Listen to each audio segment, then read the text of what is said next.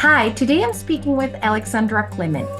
Alexandra is a grassroots environmentalist, founder of Endangered Rainforest Rescue, and a talented artist who makes beautiful furniture and sculpture from fallen trees.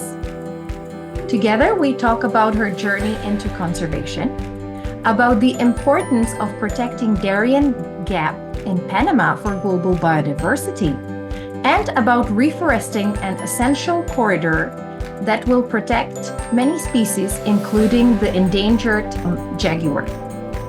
If you enjoyed this episode, please share it widely.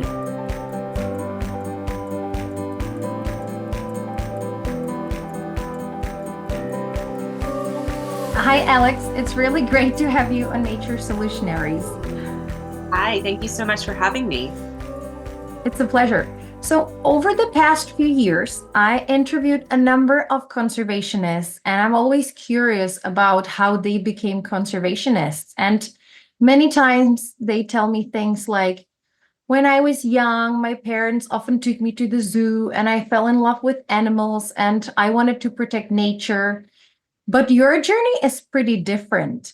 It's quite unique and unusual, and I would like to hear more about it. So, can you tell me what inspired you to become a conservationist? Absolutely. I mean, it definitely wasn't your typical story of going to the zoo as a child, although I love the zoo. It was often, I'm told, a very random story. When I've spoken at schools, I feel like people sometimes want a roadmap of how I got here as a conservationist, and they hear my story and they're very confused. So I will try to give you the shortest version of a very long story. It actually started out when I was in college. I was working for a marine construction company to pay for school. I was basically doing all of their accounting and secretary work, answering phones. And I noticed that in all of their government contracts to build bridges, docks, and piers throughout the New York, New Jersey, tri state area was made from this one type of wood. So all of these docks were being built with this one material. And it was interesting to me that only one person sold it in the States. It was a very high priced item in the contracts. So I guess me being bored on the job, I just started to research this material. I found out that it came from South America. And I was so interested as to why it was being used in all of these contracts. Why were we using this wood from South America? And it turned out that the reason that they used it was because it's some of the most dense wood in the world. So when you put it into the water, it doesn't rot, termites can't penetrate it, and it lasts for a very long time.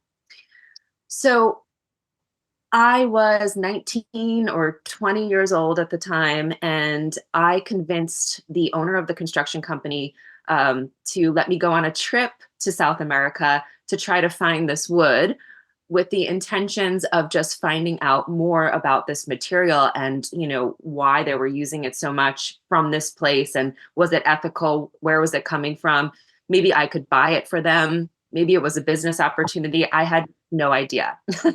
And how did you So, convince the owner? You well, know, I mean, I think they became interested in it because I was interested in it. And they also saw an opportunity to possibly get this wood cheaper if I could find out where it came from. It was very up in the air. So, it was, I mean, the owner of the company was very open-minded and interested. So it worked out. And I booked a trip to Guyana, which is where most of the wood came from. And I was very young. I made a few contacts on the internet that turned out to not be real. Um, but really, what happened was I went down to South America for the first time, and I was in the rainforest for the first time. And I fell in love with the beauty of this place.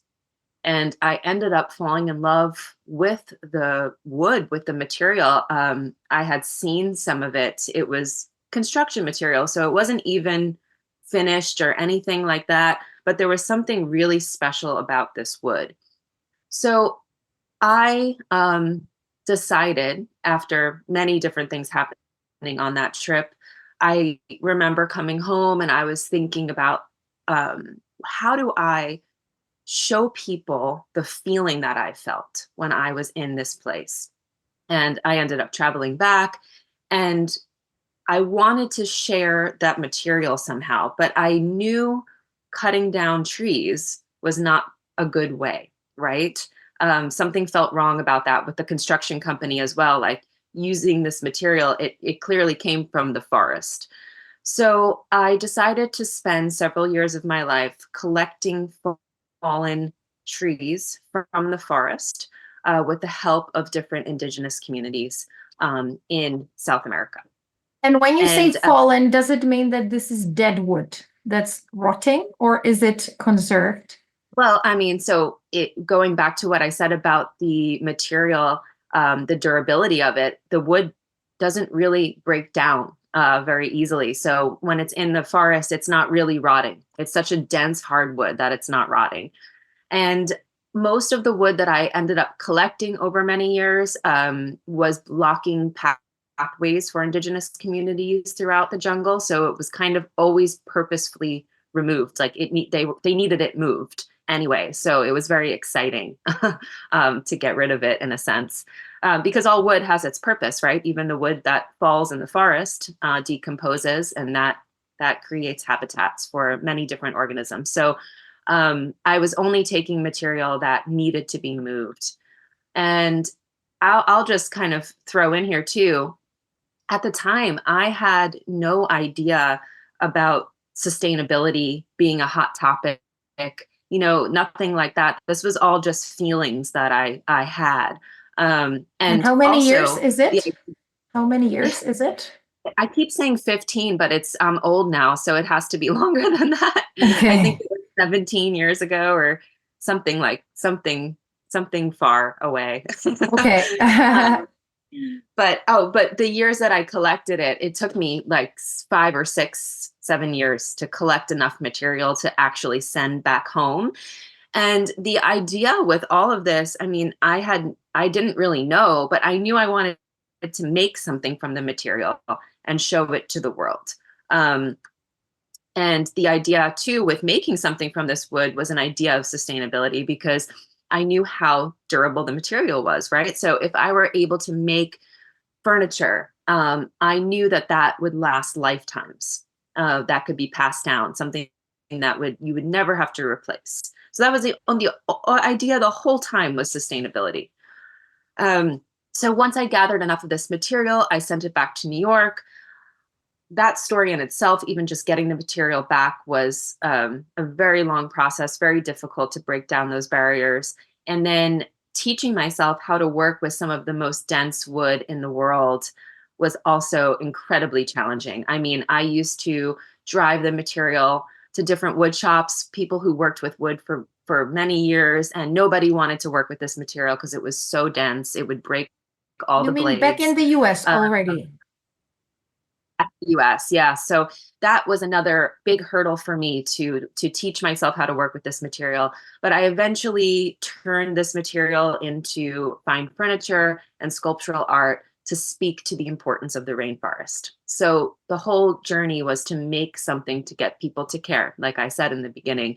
And I think I was pretty successful with that. My work got recognized, and it was very, very intense work because it would take a very long time to make anything from this material. But I kept traveling down to South America, and over the years, even after making pieces, I would just see that the rainforest was disappearing at such a rapid rate. And the material that I was using, that I had become so intimate with, from collecting it on the jungle floor to sculpting it with my hands back in New York, was at the threat of extinction. So it became very personal. And I decided that I would switch my expeditions from finding fallen trees for my artistic practice into finding seeds of endangered tree species for their reforestation. So that was how the journey switched into conservation. So it was a very real kind of feeling that came over me to do that. And I decided to focus that work in the Darien Gap. During all of this time, I had kind of moved over to Panama. I really had fallen in love with the country, and I had been researching the Darién Gap. This is a highly unexplored rainforest, and a lot of the endangered tree species that I was looking for could actually still be found in the gap. So it took me a long time to convince anyone to take me there, but that became where my heart was dedicated for conservation. Yeah, that's such an unusual journey. Very interesting, very inspiring, and it's good that you were able to combine it with artwork. Everyone talks about the Amazon rainforest or how the forests are disappearing or already disappeared in Borneo and Sumatra. Why do you think that we should care about the Darien Gap or the Choco-Darien region? Why is it so important for the biodiversity? Yeah, there's so many reasons why the Darien region and the rainforest is important there. And I would argue one of the most important rainforests to protect in the whole world that is often overlooked. Not to discredit any rainforest, we need all of it, but the Darien Gap has more biodiversity per square foot than the Amazon. No one talks about it. And from a geographical standpoint, it's super important for our global climate mitigation. So this rainforest, just to give you a little bit of historical history here, because I think it's fascinating. You used to have the continents of North America and South America were separated. And then over millions of years, the Darian Gap arose and connected those two continents for the first time. So it is literally the bridge of the Americas. And Panama as a country is the bridge, but the Darien is actually what connected those continents for the first time. So it's actually one of the newest formations on Earth. And if you can imagine this landmass rising out of the ocean to connect these two major continents, that opened up migratory pathways for animal and plant species between North and South America for the first time. And this resulted in a plethora of endemic species and species that could be found nowhere else in the world, of course, and then endangered species that are no longer found in many places. So it is a really special place. And it also has some of the highest carbon stocks in the world. So we are just not speaking about this enough. And what's really cool, I think, about protecting this area is when we think about the Amazon, it is so big, right? It's very difficult to protect such a large space. But the Darien is rather tiny, right? But it has such a huge impact locally and globally, and for the Americas especially. So we can really protect this place. We can really safeguard it. And it's a tangible goal that people can actually wrap their heads around and say, hey, if I'm a part of this, I actually protected this place. I'm actually saving the connection of the Americas. Yeah, you're totally right. It reminds me of one of the interviews which I did in the past about the Atlantic forest, which is also lesser known. As I said, everyone talks about the Amazon rainforest, but when I interviewed the people from who are working to restore or reforest this Atlantic forest, they also told me that it's geographically smaller, but better managed than the Amazon, which is huge, and it's really hard to monitor logging, etc. So I think it's pretty similar to Darien. And I must confess that prior to this interview, I didn't know Darién Gap, so I was researching. And so the Choco-Darien region stretches from southwest Panama to northwest Ecuador, and it's home to many spectacular species like jaguars, ocelot, anteaters, tamarins, and so on. And I was reading that the part in Panama, the Darien, has one of the richest rainforests, as you said, in Central America, whereas the part in Colombia has these endemic plants. And I'm wondering, what are the most immediate threats that this ecosystem is facing these days? Yeah, it's rapid deforestation. So in Panama, it said that they've lost about 50% of their primary forest since the 1950s. It mostly happened in the western part of Panama, an area called the Azuero Peninsula, which is a drier forest to begin with, but that is where most of the cattle ranching took place. So that area I often point to as an example of what could happen to the Darien. So there's been so much clearing of forests for cattle. And in the Azuero Peninsula, where these ranchers were, the soil was so depleted that they started to come to Darien because they just couldn't graze there anymore. So you'll see, as the Pan American Highway was expanded down into the Darién Gap, you'll see like these kind of like veins of deforestation happening out from the side of the road. And the place where I've focused on is one of the biggest veins. It's like this huge cut into the forest. So as the weather warms, as we deal with climate change, global warming, it's getting even hotter. It's getting more difficult for farmers and ranchers to have cattle, to have crops. And the Darien region is kind of the only place left where there is rich soil, where there's fresh land. So it's happening quickly. And also, I mean, it's not just cattle. I would say that's the number one issue, but there's also issues with teak plantations. There's rice plantations. I mean, just agriculture in general, and monocrop cultures. So you'll even see rapid deforestation still happening now, unfortunately. The neighboring Costa Rica is a pioneer in sustainability and really takes good care of its natural beauty. Is the government of Panama thinking in the same way, or does it have a little bit different strategy? Speaking I, when we are speaking about preserving this area, do they want to preserve it and make use of it, for example, for ecotourism, or do they want to build more roads and more infrastructure and expand agriculture? Yeah, it's a hard question to ask. I mean, there was a recent election in Panama, so I will start by saying that I am optimistic about the new administration with the environment. They seem to have their head in the right space, and that's where it needs to be. However, historically, the government has not cared about the environment of Panama, and it was very much focused, it seems to me, on the economy, and developing.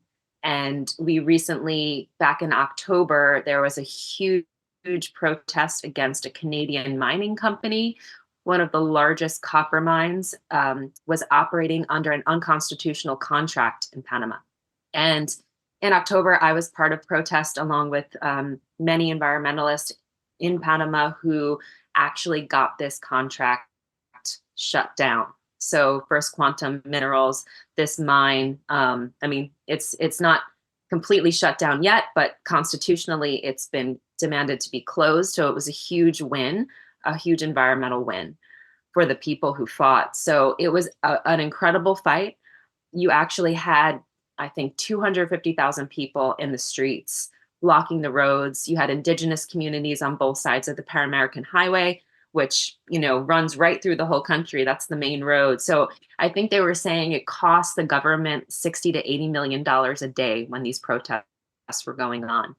So it had a major impact. And this contract also, when they had re-signed it last year before the protest, it included permits for this company to do exploration into future mining sites, basically in every territory of Panama, including on indigenous land and on protected land in the area that I work now in Darien that would have been explored for mining, for more mining. So this was a huge win.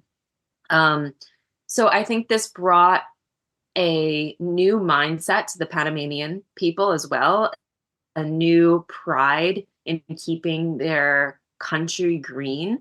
The slogans that kind of came out of that whole fight was keep Panama green, Panama's gold is green. So it's really exciting to see this kind of shift and have this country realize that they can be more like Costa Rica. They don't have to just keep relying on development. Now, whether or not they do so, I think is yet to be seen.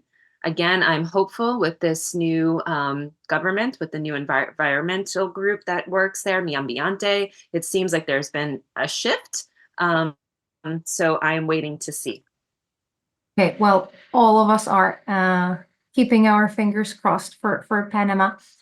It's good to hear finally some good news, good environmental news, because that's rare. And what are the problems that the animals are facing as a result of this fragmentation? Yeah, I mean it's very sad. I mean, you do have a huge area that is pretty intact, like I said, compared to the rest of Panama. But there are those veins of deforestation that happen, and where we're working is one of the largest, like I said. And in this fragmented forest, you have, for example, the jaguar. I mean, I don't work with them directly, but there's been an organization that's been tracking them in the area that we work that's deforested, and they're walking a very thin line of forest between all the fragmentation. And they're a great example. I think the jaguar gets a lot of attention, but to me, it's just a sign, right, that there's all of these other species in the area. And what's happening is they're going into the deforestation where the cattle is, and they're eating the cattle, right? They're not eating their natural prey. And this just creates a whole slew of problems for the whole ecosystem. Now they have the capybara, which used to be found in that area, is gone. So now without the capybara, they're eating more cattle, and the cycle just goes on. And this is happening with several different species. And what we see so often is that the loss of one species leads to the loss of many more. So that is why it's so important to take these fragmented patches of forest and build back forest to connect them again. And that's exactly what we're trying to do in this peninsula of deforestation. What's really beautiful about it is that we have intact, protected indigenous land on three sides. So the jaguar is walking in between through all of this deforestation and fragmented forest. So our goal is to use the Chuquenake River, which is the largest river, the longest river in Panama, and the most important, runs right through that area. And we are trying to gain all of that land that's deforested and forested and put back native forest in those deforested plots. So that will create a huge corridor for wildlife to go through the largest patch of deforestation in the Darien. Okay, and now tell me how exactly you reforest these areas. So my whole, going back to the beginning with the endangered tree species, my whole focus started with collecting the seeds of these trees, right? So over many years, I have set up nurseries and indigenous communities where I bring the seeds from these endangered tree species. So I think what is unique about my organization is that we use endangered tree species as the backbone of building back an ecosystem, a native ecosystem. So we start with using these seeds, and then of course in our nurseries also growing other native species that grow in the area, and we start to put back a natural forest. So I mean, to some people it's boring, but of course you start with pioneer trees, get the canopy up, and then you start planting all of the different trees that come along with it over the years. And what's really cool, I mean, is that because we're surrounded by this intact forest, natural regeneration happens quickly. We have a lot of intact forest patches, and then with it surrounding it, natural regeneration is really possible. So it's a mix, right? But we don't want to just have natural regeneration because unfortunately we don't have time, right? We need to get the canopy up. We need to get this tree cover. Like I said, the Darien region, this region in particular, this big patch of deforestation, that's a huge impact on our carbon sequestration. So Yes, a mix of natural regeneration and a careful growing of native forest. And how do you choose the places where you plant these trees? Do you buy land? And yes, do you? That is one of the most important pieces of this puzzle is buying land that's been depleted. So most of the land that we're looking to acquire to eventually put into a protected status is land that was used to graze cattle.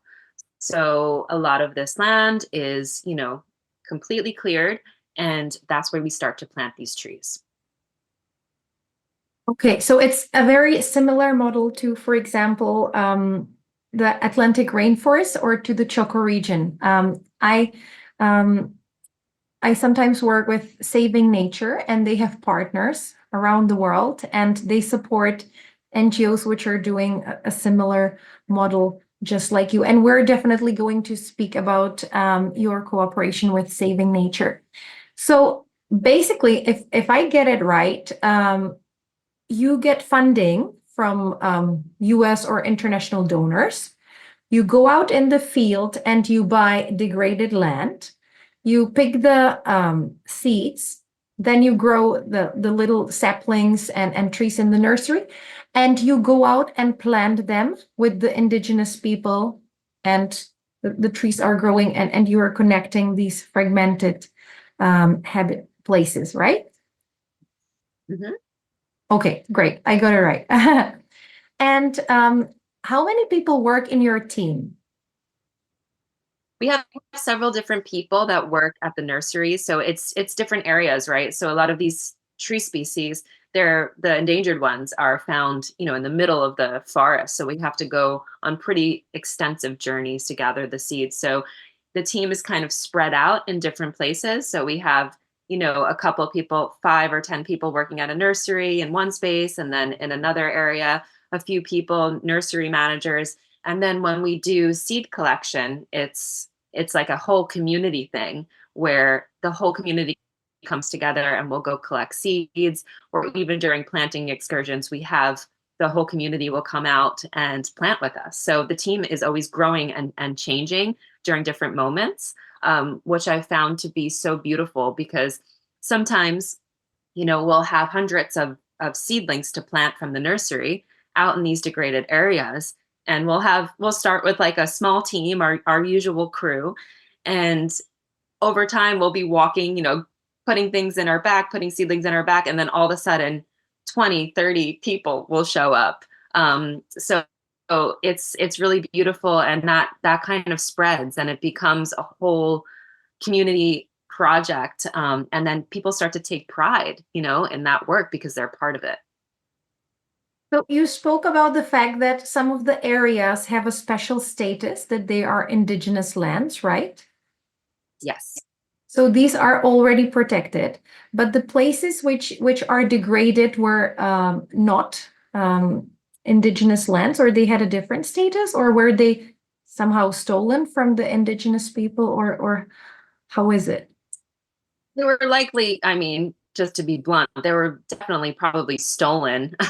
I think all of the land there has been, but how they decided this particular protection status, I'm not sure. But the land, particularly where we're working with our corridor, the land in the center where that deforestation is happening is not protected. So it wasn't illegally encroached on. It was not protected, but only that surrounding area was. So you have about 5,000 hectares in the river corridor that we're trying to connect to indigenous land on both sides, if that makes sense. And then the whole entire area that's deforested, that peninsula, is about 20,000 hectares. So it's a big patch that was unprotected. But it's so clear, right? When you look at a map and you see what's protected indigenous land and what's not, it's forest in the indigenous land and no forest in the Yeah. non-indigenous land. So we know so clearly that indigenous people are guardians of our forest. And how much land do you still want to buy and reforest so that you can create this corridor? So to create a connection, the goal is about 5,000 hectares, even a little bit under that. But of course, we're building. I know I keep using my hands, but it's That's very much great.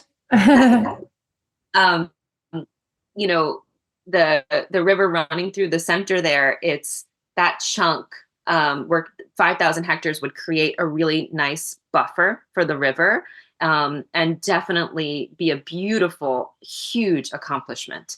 Now, of course, the deforestation is still happening on both the other sides of the river, right? So I want to keep building out that buffer zone, and that is, we'll go as much as we can. That's 10, 20,000 hectares on both sides. We don't need to do all of it, but I'll keep going for as long as I can. But the real goal, and it would be such a beautiful accomplishment, would be that 5,000 hectares going across the river to connect to those two indigenous lands. And that is a huge impact if that could happen. I mean, you can see it on a map, and it would be a really beautiful corridor that people could look at and be like, oh my gosh, we did this. Yeah, that would be amazing. And as you said, it can be even bigger. The more, the better, right? We'll never stop. Hmm. Yeah, yeah, that's the spirit. And you recently partnered with Saving Nature. Can you tell me about what you're going to work on together? So partnering with Saving Nature has been incredibly exciting because they are the one organization that I found that has the same exact mindset and is coming at conservation from the correct way, I think, Like which rigorous is, scientific way. yes, yes. And buying degraded land and connecting fragmented forests. That is what I've been screaming from the top of my lungs since I started this work over 10 years ago. We can plant all the trees that we want, but if we're not connecting forests, if we're not creating corridors, then what are we doing? So, with Saving Nature, we are going to work together to raise funds to buy that integral pieces of land to connect that fragmented forest on our river corridor. So, it is a perfect partnership. I couldn't be more excited to work with them. Yes, yes. I have very good experience with Saving Nature, and I've talked to multiple projects that they help, and they're doing really great work. Sometimes, as you said, people are just focused on planting trees, but number one, they're not planting the right trees. Number two, they're not planting them the right way. Number three, maybe they're planting them, but they're not watering them. So what's the point, right? It's better to be efficient and focus on the places where it matters. And you're both doing that. So once this corridor is made, how will it help wildlife? And it's so immense, it's hard to describe. Like I said, this is the largest patch of deforestation in one of the most important forests in the world. So you can imagine the impact it'll have. I mean, again, we use the jaguar, which is a great example. The sign of a jaguar of a healthy forest. So it will create a corridor for the jaguar. It will connect indigenous land and all of the different endangered species and endemic species in that area, that are insurmountable. The Darien is also a highly unexplored area. So the amount of endemism in that area alone is huge. So we plan to have a lot of different studies done on that. I mean, in that area, you can walk in and find new species, 5, 10 new species probably every day. You mean animal species So or plant species? animal and plant species, yes. Oh, So it is really, really important. And again, from a global climate mitigation standpoint, from a local standpoint, I mean, also Panama's been experiencing a drought for the past 3 years. So the Darien is holding a lot of things together, not just Panama. So it's very exciting. And I mean, one thing that we're also trying to do is reintroduce the natural prey for the jaguar and other species. So bringing back the capybara, doing rewilding, and this is really important. So I mean, the forest will come back. It will connect, and it will be this beautiful example of what we can do in other places as well. yes, yes. That sounds like an exciting plan. You need to get the donors to help you do that. Yes, that's always the important part. And, it's my time is spent between Panama and New York still. And a lot of that is because what we need to do is raise funds, and we need to create awareness around this project. And what I think is really great, though, is people have a connection to it, especially if they live in the Americas. But because of the importance of this forest for the world, too, everybody can understand how important it is. So when I'm back here in New York, where I am now, when I tell this story, people can feel it. And that's what we need to do to be able to raise these funds to protect this forest. Unfortunately, it is urgent. We need to do it. We need to start doing it quickly to make sure that we can get those connections before other cattle ranchers come in or loggers come in and start to chip away at that forest even more. Yes, yes.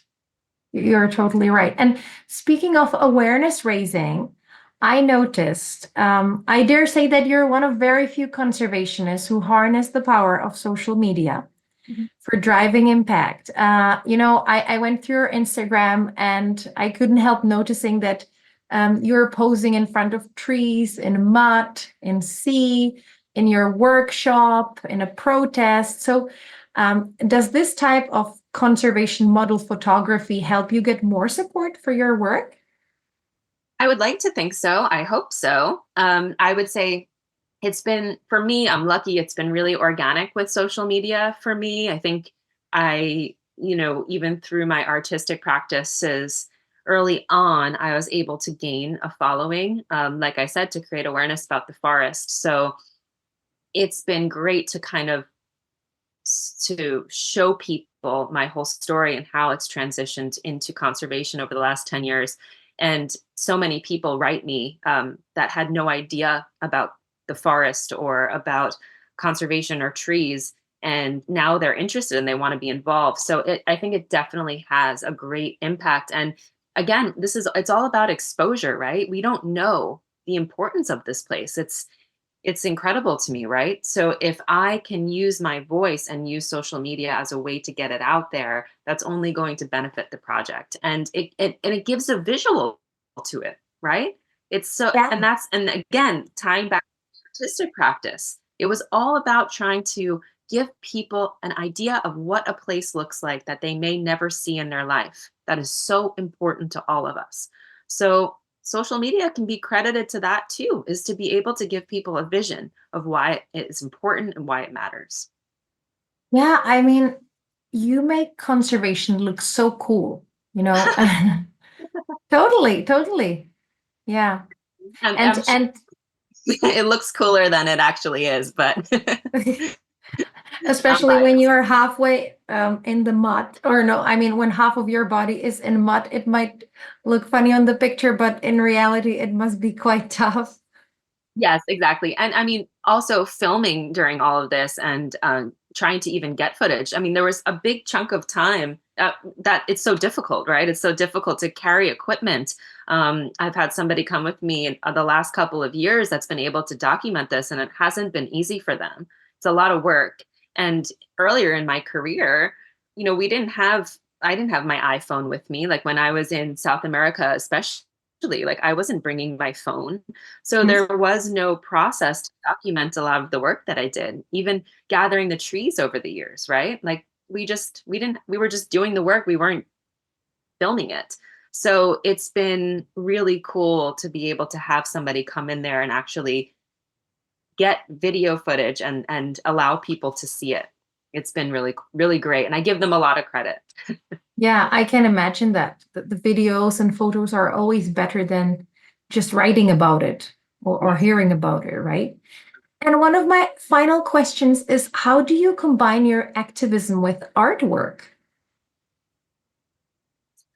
Well, I will be honest and say that I've had to take a step back from the artwork in the last 2 years just because of the urgency of this corridor. But I think in the past, since my work is such slow woodworking, right? It's this slow sculptural process because of the limitations of the material. Is now that I'm so busy with field work, I can do a project over time. And what's been really beautiful is that my artistic story has really started to naturally tie in with me as a conservationist. So I feel like the more I get in front of people, the more I talk about this corridor, right? The artistic work is just kind of coming along with it. And that's really beautiful because that's always been the intention. So even though haven't been in my wood shop as much, I really feel that my pieces will have more and more meaning as this project and this area of the world becomes more known. And who's been buying your fine furniture? Who are your customers? It's always been so random, and it's been mostly word of mouth. So I would say that the thread between most of the people who have purchased my work is that they all are very attached to the story. They understand where the wood came from. They use it as a talking piece. And that is exactly the intention, right? Is if they know the story, if they know my story, if they know the story of the forest, then they're talking about it to other people that come into their home and see it. That's my whole intention. So that's been the thread, is it's people who tend to care deeply about where this material came from.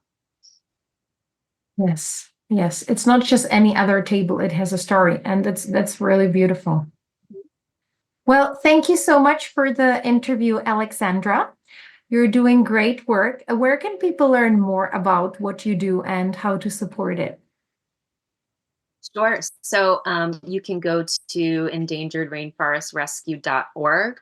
I believe Saving Nature also has a page up for us now, savingnature.com/Panama. And of course, check out my Instagram. It's just my name at Alexandra Climent. And also the nonprofit has an Instagram as well, at Endangered Rainforest Rescue. But I kind of cross post between both of those accounts. So you can see all my journeys and adventures in doing all this work, connecting this forest. Well, fantastic. Thank you so much for speaking with me. It was really great. Thank you. Thank you so much for having me. Thank you for listening. I hope this interview left you with a feeling that in spite of big challenges, we can all do something to make life better for women, nature, and the future generations.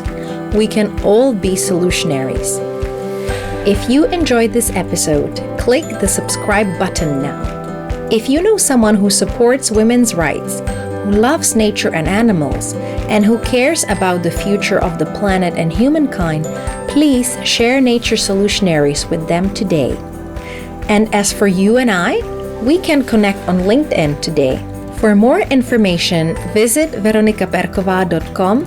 I'm Veronika Perkova, and I look forward to talking to you soon.